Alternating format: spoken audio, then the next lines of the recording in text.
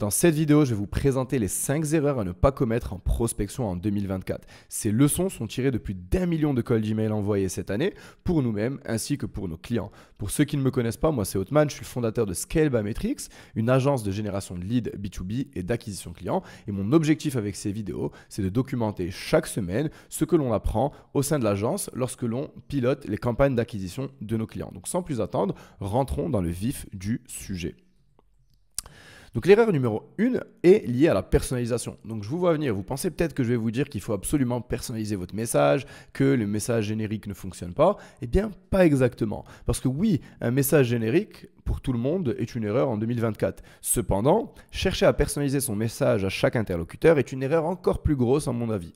Donc, si vous contactez 100 directeurs marketing, eh bien, au lieu de passer des heures et des heures à créer 100 messages différents en faisant vos recherches, je vous recommande plutôt de segmenter vos listes, par exemple en créant un message spécifique pour les directeurs marketing dans l'industrie de la technologie ou un autre pour ceux de la finance, etc., etc. Et ainsi, en segmentant vos listes par titre de poste, industrie ou signal de marché, vous serez en mesure de créer des scripts qui sont adaptés pour chacun de ces segments et donner cette impression de personnalisation sans pour autant passer des heures à personnaliser chacun de vos messages. Et je vous garantis que vous avez peut-être l'impression que vous avez fait beaucoup de recherches et que votre message est très personnalisé, mais votre interlocuteur n'en a rien à faire. La seule chose qui l'intéresse, c'est est-ce que vous avez réellement quelque chose à lui apporter en ce moment, oui ou non. Et ça, c'est géré par votre offre, c'est géré par votre approche et par votre segmentation et vous n'avez pas besoin de passer des heures à créer vos personnalisations et encore moins utiliser ChatGPT pour créer des fake personnalisations que tout le monde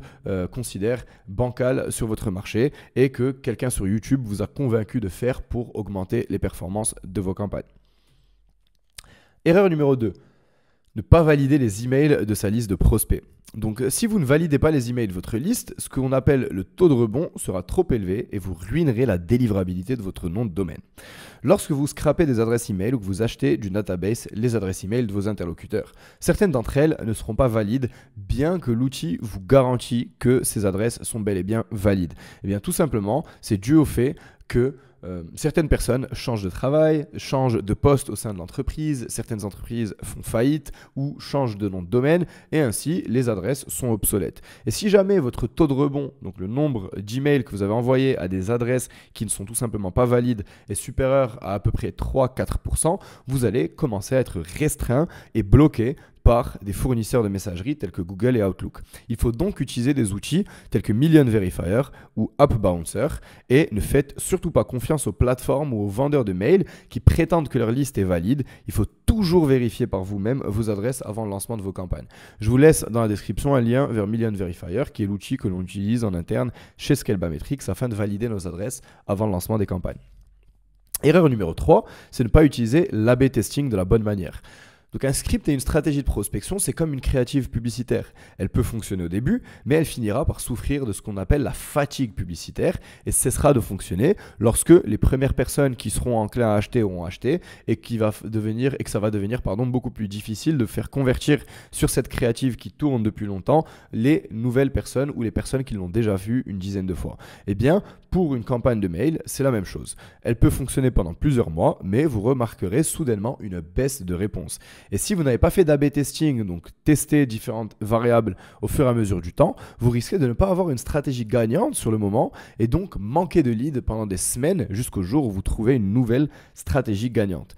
Vous devez donc constamment tester des stratégies, des scripts et un ciblage et essayer différents objets d'email et différents appels à l'action dans vos scripts afin de tester de nouvelles choses et tout le temps constamment avoir 2 ou 3 stratégies qui fonctionnent en simultané. Et l'erreur numéro 4, c'est de négliger sa délivrabilité. Donc, si vos mails ne sont jamais lus, eh bien, personne ne prendra rendez-vous avec vous. Il est donc crucial de contourner les filtres de spam et d'avoir une délivrabilité élevée. J'ai de nombreuses vidéos sur la chaîne ou du contenu gratuit qui explique comment contourner les filtres de spam, mais dans cette vidéo, je vais vous donner au moins le b.a.-ba de la délivrabilité. Et si vous voulez aller plus loin, eh bien, je vous invite à aller regarder les vidéos sur le sujet sur ma chaîne. Donc, Tout d'abord, il faut utiliser des emails en texte brut uniquement, c'est-à-dire il ne faut pas de lien, pas d'image, pas de vidéo et pas d'attachement au sein de vos adresses, au sein de vos emails, pardon.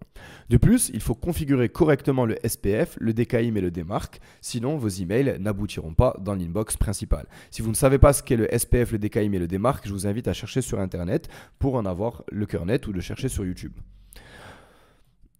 De plus, il faut valider vos emails tels que je viens de l'expliquer, mais aussi ne pas faire de volume sur un seul nom de domaine ou une seule adresse email, mais plutôt répartir son volume de prospection sur une multitude de domaines et d'adresses email. Ainsi, vous allez tenir le volume faible sur chacune des adresses individuellement et donc ne pas être flagué tel un spammer, mais overall, sur l'intégralité de votre système, vous allez plus ou moins avoir un gros volume de prospection. Et l'erreur numéro 5, c'est penser que la prospection seule est suffisante. Vos prospects vont faire des recherches en ligne sur vous et votre entreprise. Et s'il n'y a rien, ou ce qu'ils trouvent est de mauvaise qualité, vous n'obtiendrez pas de bons résultats. Imaginez que vous envoyez un excellent email de prospection. Mais lorsque le prospect vous recherche sur Internet, eh bien, il tombe sur un site web amateur. Peu d'informations. Pas d'études de cas, pas de référence, un profil LinkedIn vide et aucun contenu sur le web, eh bien cela peut le dissuader de prendre rendez-vous avec vous versus un de vos compétiteurs qui aura créé du contenu sur Internet, qui aura un beau site Internet, qui aura une fiche Google My Business et tout ce type de choses qui montrent que vous êtes sérieux et que vous êtes en business depuis plusieurs années. Donc assurez-vous d'avoir une présence en ligne solide. Donc, en évitant ce type d'erreur, voici le type de résultats que nous avons pu obtenir pour nos clients. Donc, EasyFeed, qui est une marketplace e-commerce, a pu obtenir 57 rendez-vous qualifiés en 30 jours et signer plus de 25 marques e-commerce. Je vous laisse l'interview avec Antoine, le fondateur, CEO, de EasyFeed sur notre chaîne YouTube. Vous avez aussi Nicolas, le fondateur de Comtasic, qui a pu obtenir plus de 25 rendez-vous qualifiés en 30 jours avec des CMO et des CEO d'entreprises de renommée internationale. Donc, si vous voulez en savoir plus sur nos services chez Skybametrics, vous avez tout d'abord notre contenu gratuit. Donc, vous avez cette chaîne YouTube. Je vais vous laisser une vidéo en haut à droite ou en haut à gauche sur comment construire une liste de prospects à l'aide de LinkedIn Sales Navigator. Mais si vous voulez aller plus loin, il y a un tuto dans la description. C'est un tuto de construction de base de prospects qui est tiré directement de notre formation payante que je vous offre gratuitement en échange de votre email et d'un abonnement gratuit, bien entendu, à notre newsletter. Et si vous voulez aller plus loin que ce contenu gratuit et travailler avec nous, on peut construire une machine de lead qui va vous permettre de signer 3 à 5 clients supplémentaires par mois, soit en délégation complète, soit en accompagnement. Et si c'est quelque chose qui vous intéresse, je vais vous laisser un lien dans la description pour prendre rendez-vous avec nos équipes. Merci d'avoir regardé cette vidéo. En laissant un commentaire, un like ou un abonnement sur nos vidéos, vous nous encouragez à produire du contenu gratuit chaque semaine sur la chaîne et à vous donner de la valeur gratuitement. Si vous avez la moindre idée de comment on pourrait améliorer ces vidéos, je vous prie de bien nous le laisser savoir dans les commentaires. Je lis absolument tous nos commentaires et j'essaie d'appliquer vos conseils afin d'améliorer notre contenu et de continuer à vous donner du contenu gratuit de qualité sur la prospection et de l'acquisition client. C'était Othman, je vous remercie encore une fois et je vous dis à la semaine prochaine.